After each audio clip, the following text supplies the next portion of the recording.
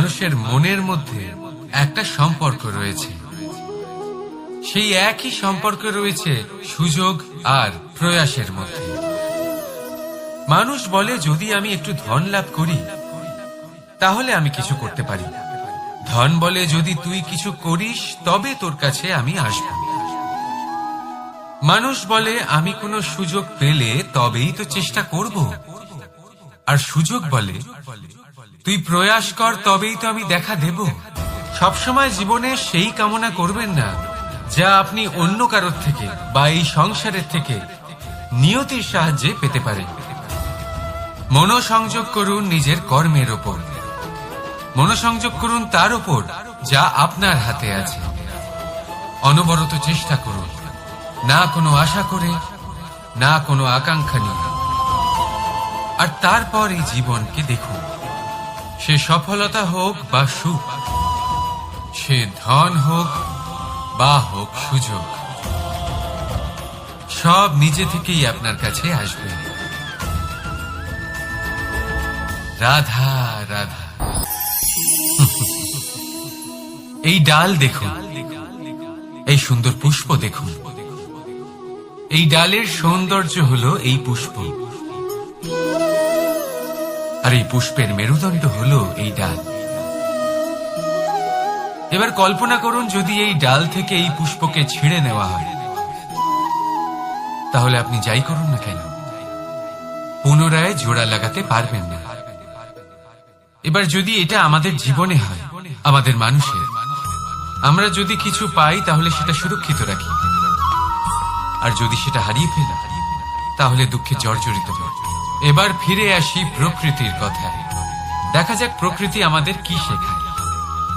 এবার যদি এই পুষ্প এই ডালটা থেকে ছেড়ে যায়, আর যদি এই ডাল সবল থাকে, তাহলে কিছুদিন পরেই এই ডালে আবার নতুন ফুল ফুটবে। এবার এটা আমাদের জীবনেও ঘটবে, নিশ্চয়ই ঘটবে। সেটাই প্রকৃতি।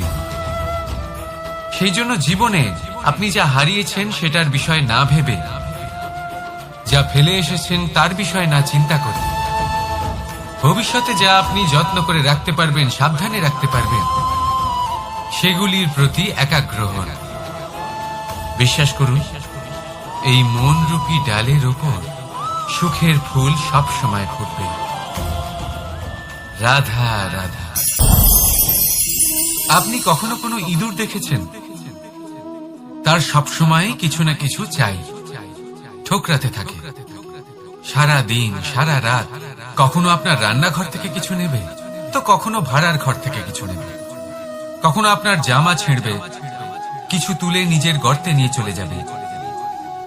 কিন্তু আপনি দেখুন, সে কখনোই সন্তুষ্ট হয় না, ওর পেট কখনোই ভরে না। ঠিক তারই বিপরীত হলো নদী।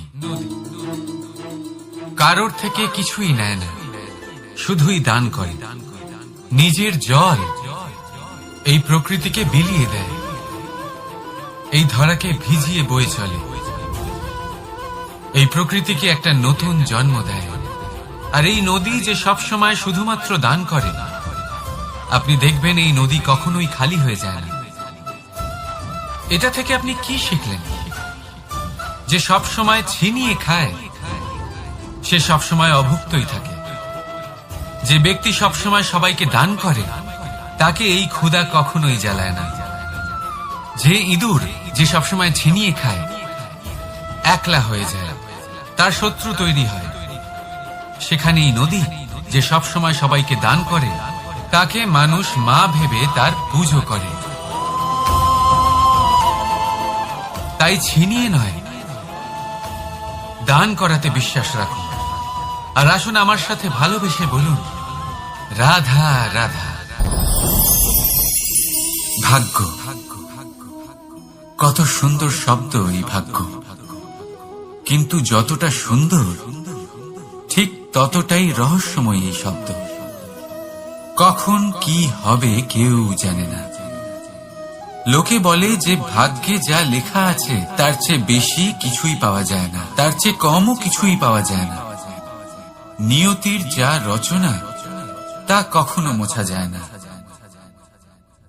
কিন্তু কেউ এইটা বোঝে না যে নিয়তি আপনার কর্মের দ্বারা বদলায়। যদি আপনি শুভ চিন্তা করেন, শুভ কর্ম করেন, তাহলে নিয়তি আপনার সাথে খারাপ কিছু হতেই দেবে না। কখনো আকাশে পাখিদের দেখুন, তারা কখনো ভাগ্যের উপর নির্ভরশীল হয় না। যতই ঝড় আসুক, যতই তীব্র হাওয়া দিক, ঘুরতে থাকে, একটা জিনিস জড়ো করে নিজের সৌভাগ্য, নিজের বাসা নিজেই তৈরি করে। নিজের সন্তানের জন্ম দেয়, তাকে লালন পালন করে, নিজেই তাকে উড়তে শেখায়, কখনোই ভাগ্যের উপরে নির্ভরশীল হয় না সে। এই বিষয়টা আমাদেরও শিখতে হবে। তাই মনে রাখবেন, আপনার ভাগ্য নিয়তির লিখন নয়। আপনার ভাগ্য তাই যেটা আপনি দিনের পর দিন আপনি নিজেই লেখেন। কিছু নিজে পরিশ্রম করে, কিছু নিজের ভাবনার জোরে। রাধা রাধা। যখনই আমরা প্রসন্ন হই, কোনো শুভ অনুষ্ঠান থাকে, আমরা সাফল্য লাভ করি, আমরা সবার আগে আপনজনদের মিষ্টিমুখ করাই। আর এটা ভালো, মিষ্টিমুখ করালে মনও মিষ্টি হয়ে যায়। কিন্তু এই মিষ্টতা শুধুমাত্র মিষ্টির মধ্যে থাকে না, কারণ এই স্বাদ নয়, এই এক অনুভূতি। জিহ্বার স্বাদ গলায় গেলেই শেষ হয়ে যায়, সেখানে অনুভূতির স্বাদ সারা জীবন মনে থেকে যায়। তাই আপনি যখনই আপনজনদের মিষ্টিমুখ করাবেন, শুধু সেই মিষ্টি দিয়ে কেন, যা কিছুক্ষণের জন্যই থাকে, সেই অনুভূতির দ্বারা, সেই মিষ্টি কথার দ্বারা, সেই মিষ্টি ব্যবহারের দ্বারা সবাইকে খুশি করুন। মানুষ সারা জীবন মনে রাখবে, না থাকবে কোনো তিক্ততা, আর না থাকবে কোনো শত্রুতা। দেখবেন, এইভাবেই আপনি আরো একটা সুযোগ পেয়ে যাবেন মিষ্টি মুখ করার। রাধা রাধা। সুরক্ষা প্রত্যেক ব্যক্তির জন্য গুরুত্বপূর্ণ, কিন্তু এটাই মানুষের সবথেকে বড় শত্রু। কিভাবে? ভেবে দেখুন, একজন মানুষ যখন একটা সুরক্ষিত পরিবেশে থাকে, তখন তার মধ্যে আলস্য চলে আসে। সে জানে যে আমাকে না ভবিষ্যতের জন্য কিছু করতে হবে, আর না আজকের জন্য কিছু করতে হবে, শুধুই জীবন যাপন করতে হবে। এই সুরক্ষা কবচ থেকে বাইরে বেরোনো অত্যন্ত জরুরি। ভাবুন, পাখি যে তার সন্তানকে জন্ম দেয়, কিছুদিন পরে তাকে তার বাসা থেকে বের করে দেয়। কেন? যদি এরকম না করে, তাহলে সেই সন্তান জীবন কাটাতেই শিখবে না। যদি তাকে ডাল থেকে নিচে না ফেলে দেয়, সেই সন্তান উঠতেই শিখবে না, তার পাখনা শক্তিশালী হবেই না, সে তার নিজের বাসা তৈরি করার চেষ্টাই করবে না। পাখি তার বাসা তখন তৈরি করে যখন তার অভিভাবক তাকে ত্যাগ করে। মনে রাখবেন, আপনি সুরক্ষা কবচের বাইরে বেরোলে বিপদ অবশ্যই আসবে, যার জন্য আপনি সতর্ক হবেন, তার মোকাবিলা করবেন, শক্তিশালী হবেন। এবার সেই বিপদ যাতে আর না আসে, সেই জন্য আপনি পরিকল্পনা করবেন। তাই যদি আপনি নিজের বিকাশ চান, তাহলে যখনই আপনার মনে হবে যে আপনি একটা সুরক্ষিত পরিবেশে রয়েছেন, সুরক্ষিত কবচের মধ্যে রয়েছেন, তখন সেখান থেকে বাইরে বেরোন। সেখানেই পাবেন আপনার বিকাশ। রাধা রাধা। এটা সেই নৌকার প্রতিরূপ যা আমাদের নদী পার করায়। এবার বিষয়টা একটু ভেবে দেখুন, সেই বিশাল নৌকা যা আমাদের নদী পার করায়, সেটার নির্মাণ নদীতে নয়, ডাঙায় হয়। আর যদি আমরা এটাকে নদী অবধি পৌঁছতে চাই, তাহলে আমাদের দরকার পড়ে কোনো গরুর গাড়ির অথবা ঘোড়ার গাড়ি, তার সাহায্যে একে বহন করা হয়। এবার পথে যদি কোনো জলধারা আসে, কোনো নদী আসে, আর সেটাকে পার করতে হয়, তাহলে তখন সেই নৌকার উপরে গাড়ি রাখা হয়, তারপর তাকে পার করা হয়।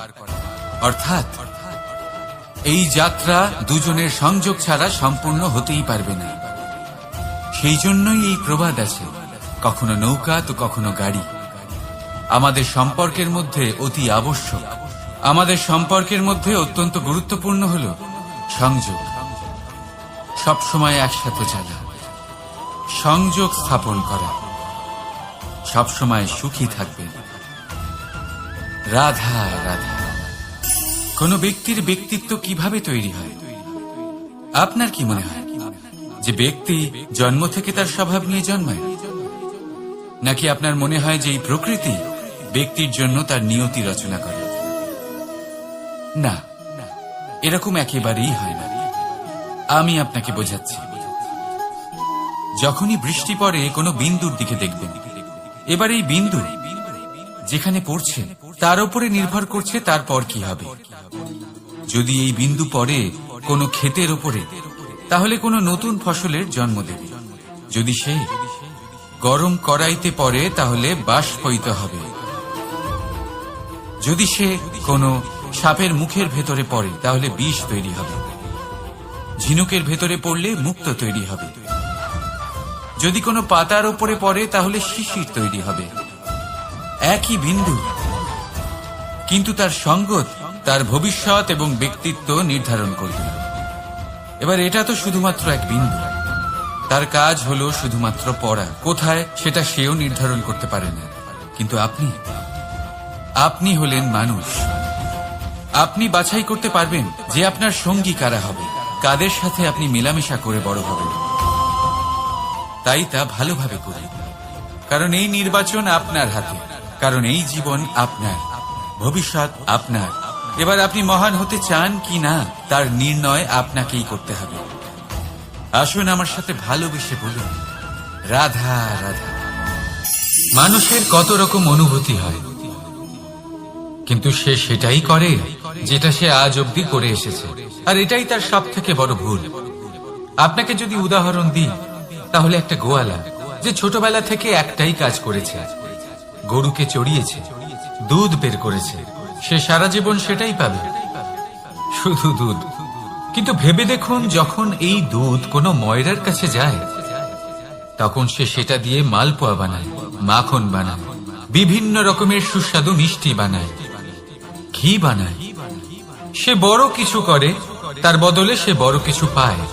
তাই মনে রাখবেন, যদি আপনি সেটা করেন যেটা আপনি সব সময় করে এসেছেন, তাহলে আপনি সেটাই পাবেন যা আপনি আজ পর্যন্ত পেয়ে এসেছেন। আসবে রাধা রাধা। সমুদ্র মন্থন, আমরা সবাই জানি এ কিভাবে হয়েছিল। এই মন্থন থেকে কি কি পাওয়া গেছিল? অসংখ্য রত্ন পাওয়া গেছিল, বিষ পাওয়া গেছিল, অমৃত পাওয়া গেছিল। ঠিক সেইভাবেই আমাদের ভেতরেও একটা বিশাল সমুদ্র রয়েছে, যাকে আমরা নাম দিয়েছি মন। যদি এই মনের মন্থন করা হয়, তাহলে এই মন থেকে বিষও বেরোতে পারে, আর অমৃতও বেরোতে পারে। তাই মনে রাখবেন, আপনার যে জিহ্বা রয়েছে তা বিষও নির্গত করতে পারে, আবার অমৃত।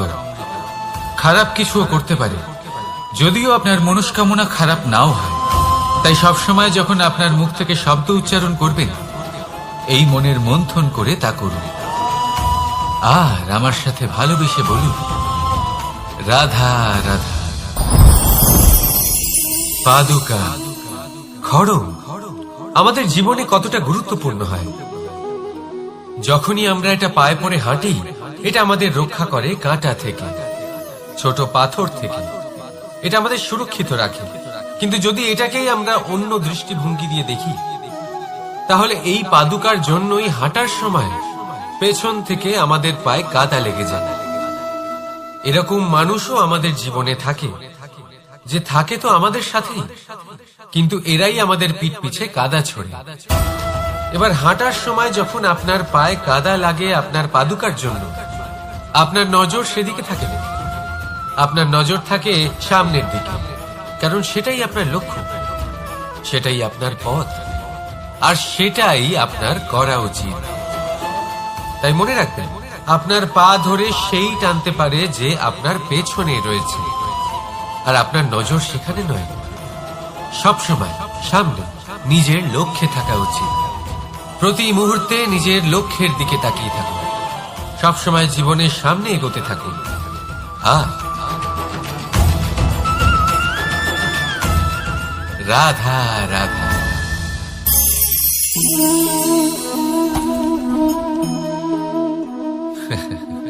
আপনি কি কখনো কোনো গাছের গায়ে পাথর ছুঁড়ে মেরেছেন? আজ না হোক ছোটবেলায় কখনো না কখনো নিশ্চয়ই ছুঁড়েছেন। এখনো বাচ্চারা সেটাই করে থাকে। কিন্তু আপনি কি কখনো ভেবে দেখেছেন যে কেন সেই গাছের ওপরই পাথর ছুঁড়ে মারা হয় যাতে ফল থাকে? কোনো সাধারণ বা ফল বিহীন গাছের ওপর এত পাথর কেন ছোড়া হয় না? কারণ খুবই সহজ, আমরা ফল খেতে চাই, আর সেটা পারার জন্য আমরা পাথর ছুঁড়ে সেগুলিকে প্রাপ্ত করার চেষ্টা করি। আর অন্যদিকে সেই গাছ এই পাথরের রূপে বিরোধিতা সহ্য করে, তবুও সেখানেই দাঁড়িয়ে থাকে যেখানে তার অবস্থান।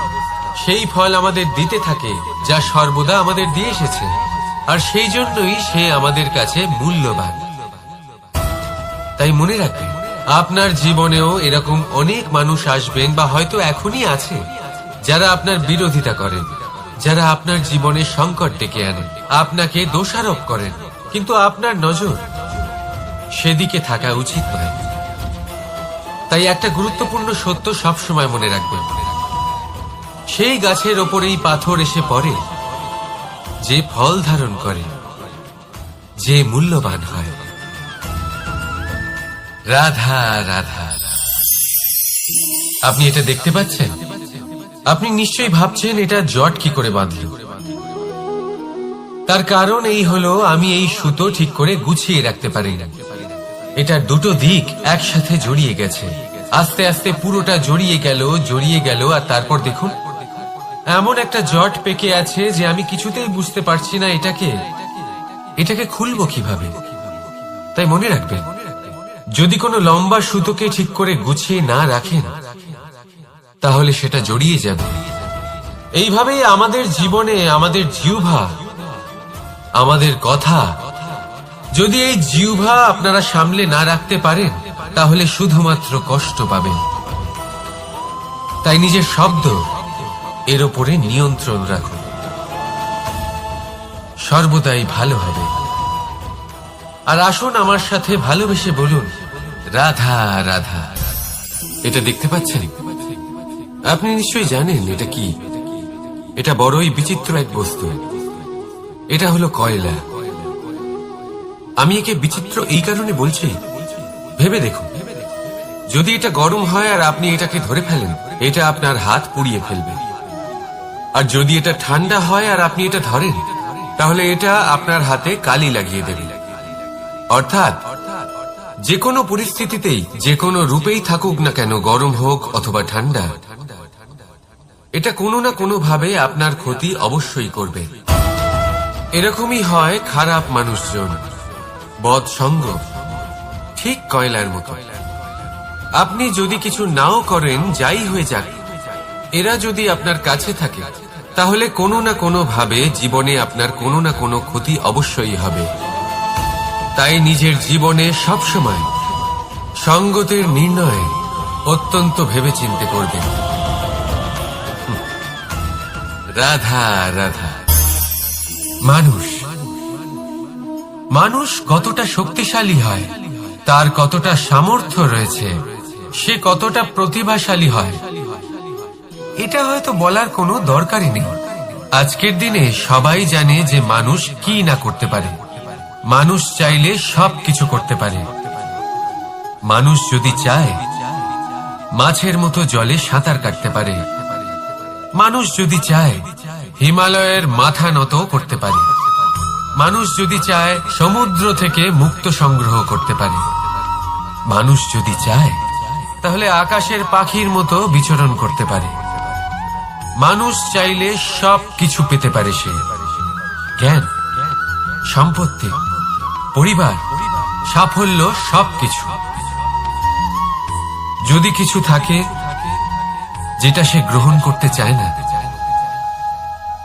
সেটা হলো তার দোষ। জীবনে এগিয়ে যেতে পারবেন। আর আমার সাথে ভালোবেসে বলুন, রাধা রাধা।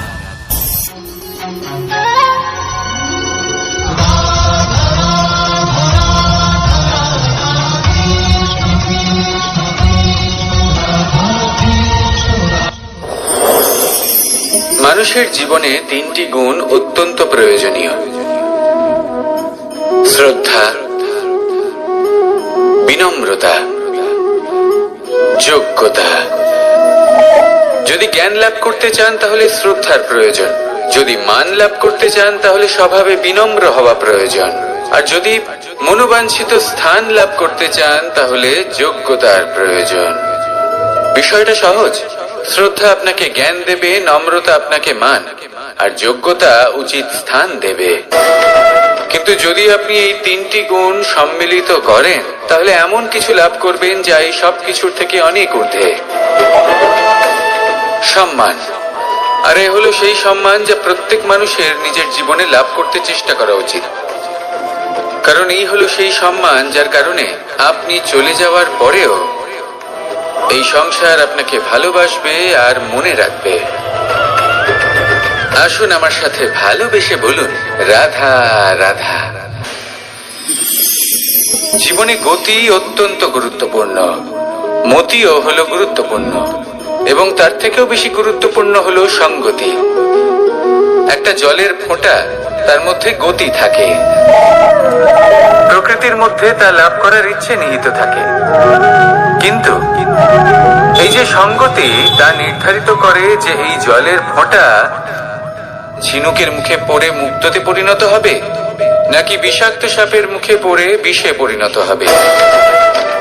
এবার দেখুন, এই জঞ্জাল স্বর্ণকারের দোকানের সামনেও থাকে এবং জঞ্জাল একজন ব্যবসাদারের দোকানেও থাকে, কিন্তু জঞ্জাল যা স্বর্ণকারের দোকানে থাকে তা ব্যবসাদারের দোকানের জঞ্জালের থেকে অনেক বেশি মূল্যবান, কারণ তার মধ্যে সোনার কণার সঙ্গতি থাকে।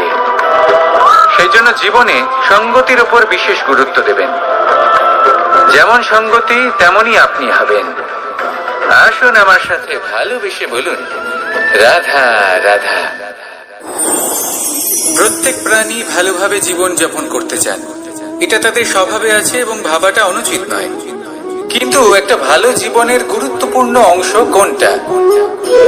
বসবাসের স্থান, সেই স্থান যেখানে আমরা জীবন অতিবাহিত করি। এবার মানুষ ভাবতে পারেন যে একটা ভালো বাসস্থানের অর্থ কি?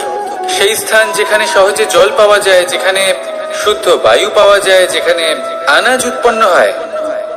এটা জীবনযাপনের জন্য পর্যাপ্ত বটে, কিন্তু ভালো জীবন যাপনের জন্য আরো একটা কথা আপনাকে বুঝতে হবে। সাধু, জ্ঞানী, পণ্ডিত ব্যক্তি, এই সকল মহাপুরুষ, এনাদের যে বাসস্থান তা অত্যন্ত বিশেষ হয়। এখানে এক ধরনের বিশেষ ইতিবাচক শক্তি থাকে, এমন একটা স্থান যেখানে দেবতারাও বিচরণ করেন। জীবন আমরা সবাই যাপন করি, কিন্তু জীবনের উদ্দেশ্য শুধুমাত্র জীবন যাপন করা নয়। জীবনের উদ্দেশ্য হলো মুক্তি লাভ করা। আর এই সকল সাধু, জ্ঞানী, পণ্ডিত ব্যক্তি, এই সকল মহাপুরুষ আপনাকে মুক্তির পথে নিয়ে যেতে পারেন, কারণ এরা হলেন সেই মহাপুরুষ যারা নিজেদের অন্তরের বিকার, অহংকার, ক্রোধ, বিদ্বেষ, এই সকল দোষগুলিকে ত্যাগ করেছেন, এদের উপর বিজয় লাভ করেছেন। এমনই একজন ব্যক্তি আপনাকে মুক্তির পথে নিয়ে যেতে পারে।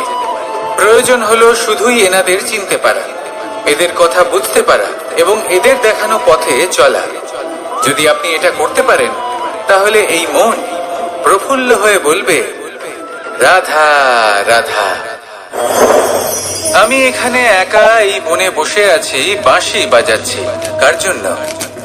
কে আছেন এখানে? কেউ নেই। আমার প্রজা, আমার রাজ্য, আমার পরিবার আমার থেকে অনেক দূরে আছেন। আমি এখানে একা এই বনে বসে এই আকাশের এই রঙের, গাছের এই সব ফলের, মাটির সুবাসের আনন্দ উপভোগ করছি। কেন?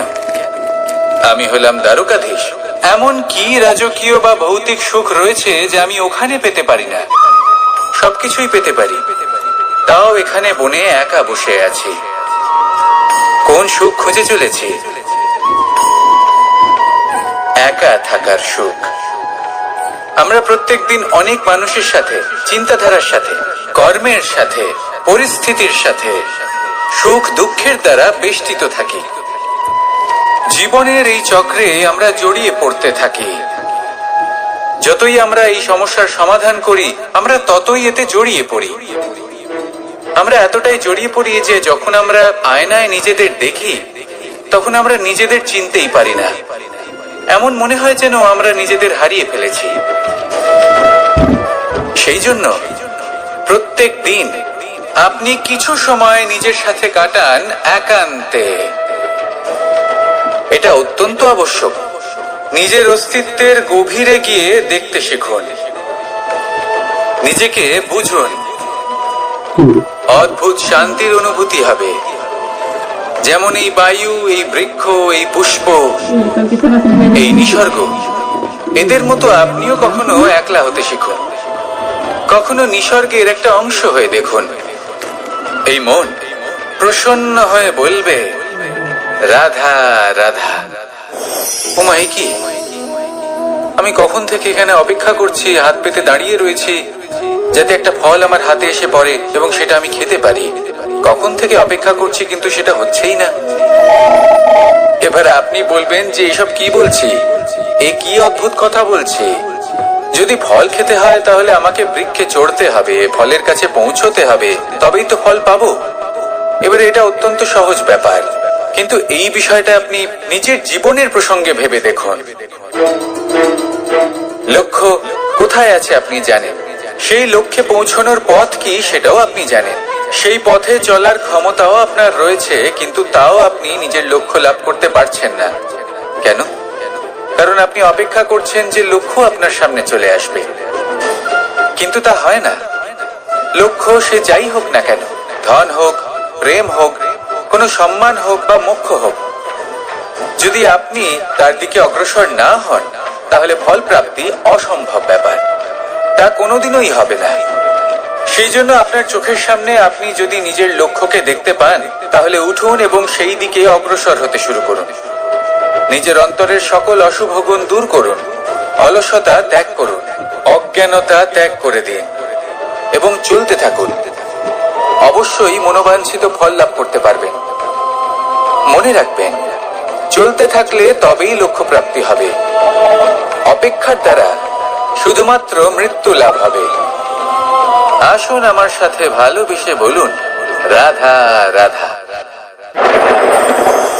আমি দ্বারকাধীশ এবং আমার সভাতে বিভিন্ন সময় বিভিন্ন ধরনের মানুষ আসেন, নিজেদের দাবি নিয়ে, নিজেদের ইচ্ছে নিয়ে।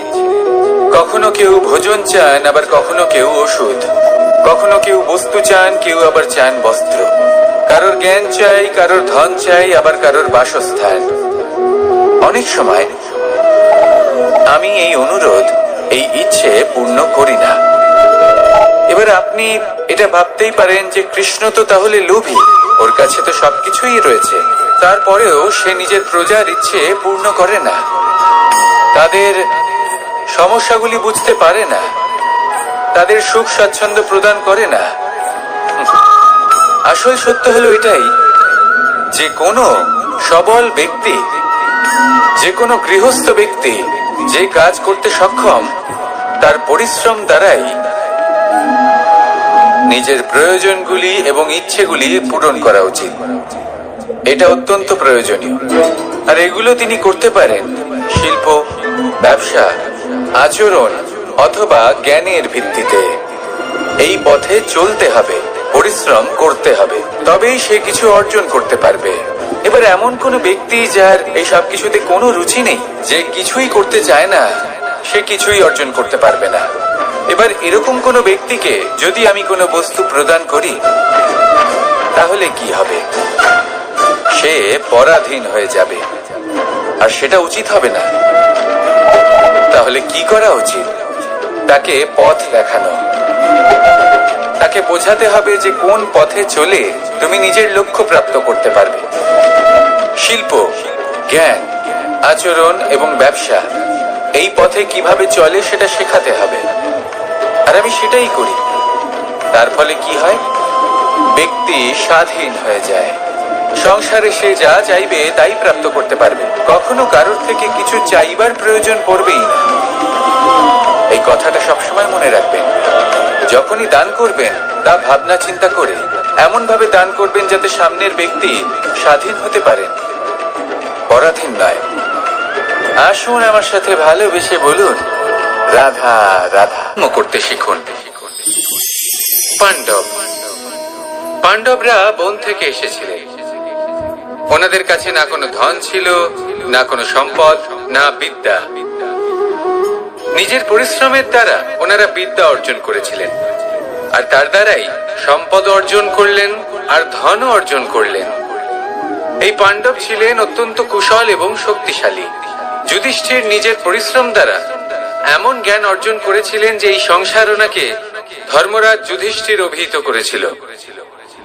দেখতে গেলে পাণ্ডবদের কাছে সবকিছুই ছিল, কিন্তু যখন বিষয় এলো আরো ধন লাভ করার, তখন যুধিষ্ঠির, যিনি পাণ্ডবদের মধ্যে জ্যেষ্ঠ, তিনি সকল পাণ্ডবদের সাথে দ্যুতক্রীড়ায় অংশগ্রহণ করে ফেললেন।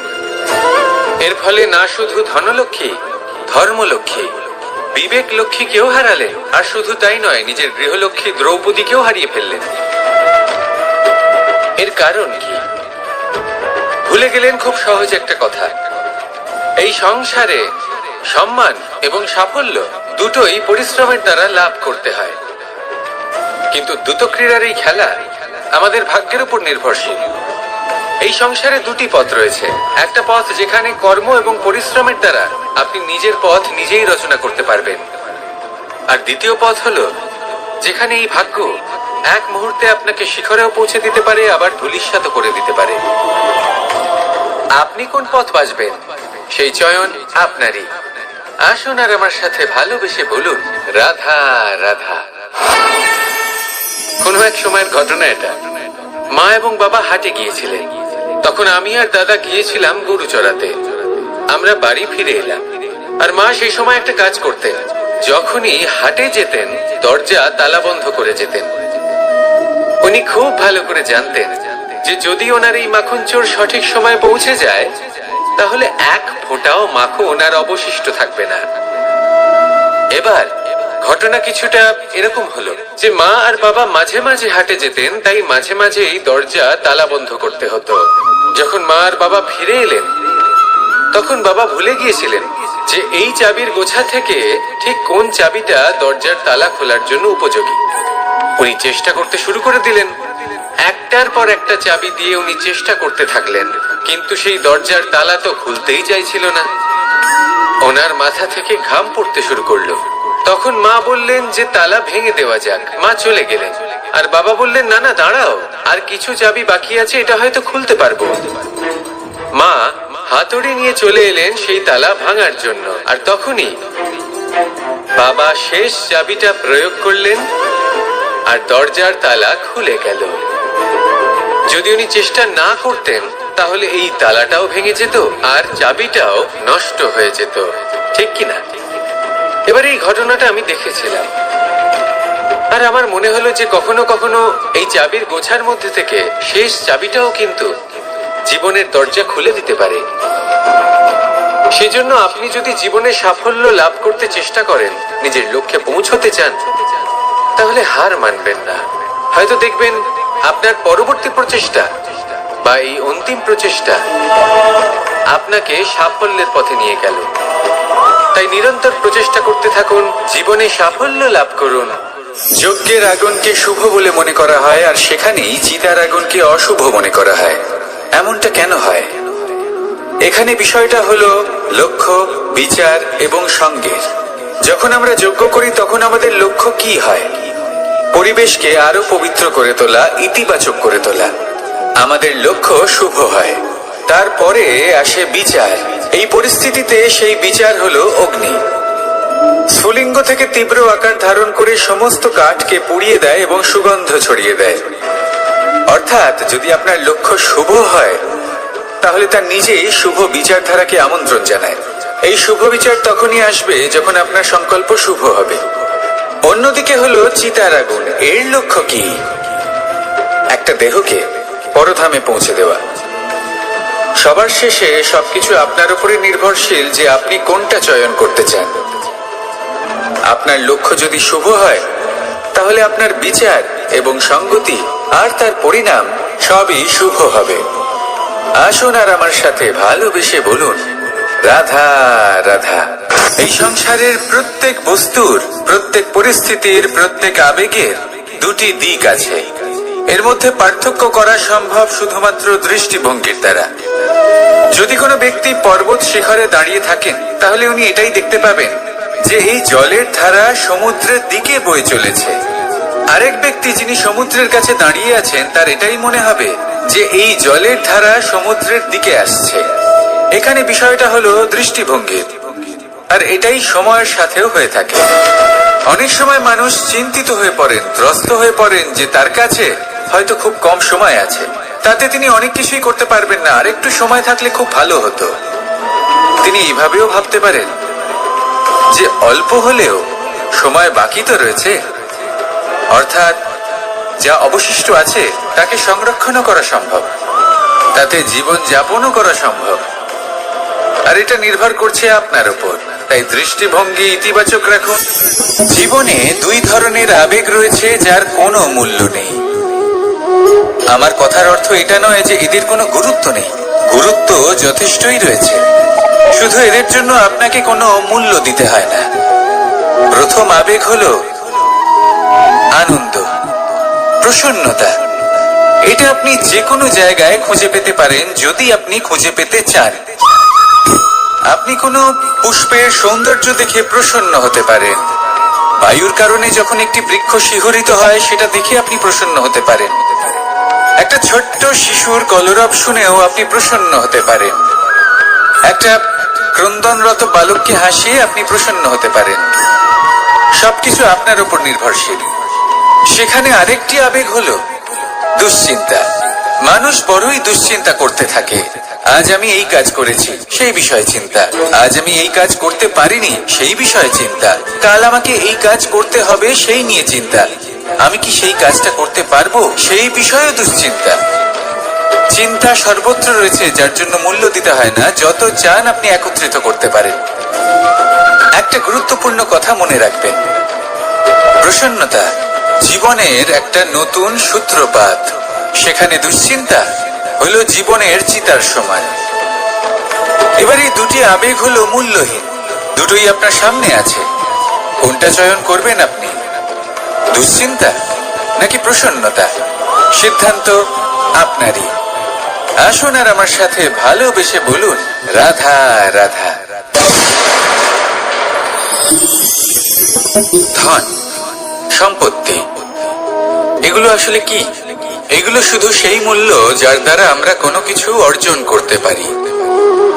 এবার এই ধনের দ্বারা এই সংসারে অনেক কিছু লাভ করা সম্ভব, কিন্তু সেই সব কিছুই শুধুমাত্র ভৌতিক বস্তুই হবে, ভৌতিক সামগ্রী, ভৌতিক সুবিধা।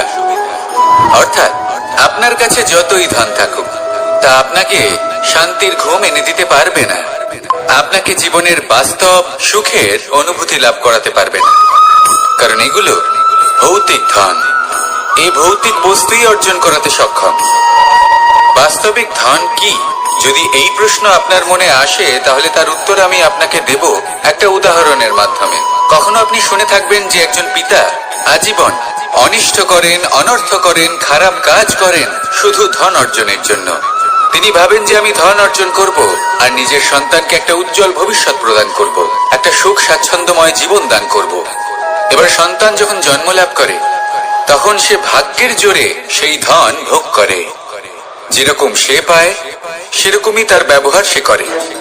কখনো আপনি এটাও দেখে থাকবেন যে সেই সন্তান সমস্ত ধন নষ্ট করে ফেলে, আর সেই পিতা যিনি সমস্ত ধন সঞ্চয় করেছেন, যিনি সেই ধনের প্রভু, আজ সেই ধনের প্রহরী হয়ে রয়েছেন। এবার এরকম কেন হয়? এরকম তখনই হয় যখন সেই পিতা বুঝতেই পারেন না যে তার জীবনের আসল ধন কি। সেই আসল ধন তার সন্তানকে সে দিতেই পারে না। যদি পিতা তার সন্তানকে কর্মের জ্ঞান দিতে পারেন, উচিত কোনটা অনুচিত কোনটা সেই শিক্ষা দিতে পারেন, সংস্কারের প্রকৃত শিক্ষা দিতে পারেন, তবে সেটা ধনের থেকে অনেক বেশি গুরুত্বপূর্ণ। এটাই হলো জীবনের বাস্তব ধন। আপনি সেই কথা তো অবশ্যই শুনে থাকবেন, কুসন্তান হলে ধন সঞ্চয় করে কি হবে, সুসন্তান হলে ধন সঞ্চয় করে কি হবে। সন্তান যদি কুপুত্র হয়, তাহলে সব নষ্ট করে ফেলবে, আর সন্তান যদি সুপুত্র হয়, তাহলে ধন থাকুক না থাকুক, সে নিজেই কর্মের পথে অগ্রসর হয়ে ধন অর্জন করবে আর নিজের জন্য এক উজ্জ্বল ভবিষ্যৎ গড়ে তুলবে। তাই সন্তানকে সম্পদ দেওয়ার আগে কর্মের জ্ঞান দান করুন, সুশিক্ষা দিন, কারণ এটাই হলো জীবনের প্রকৃত ধন। আসুন আর আমার সাথে ভালোবেসে বলুন রাধা রাধা।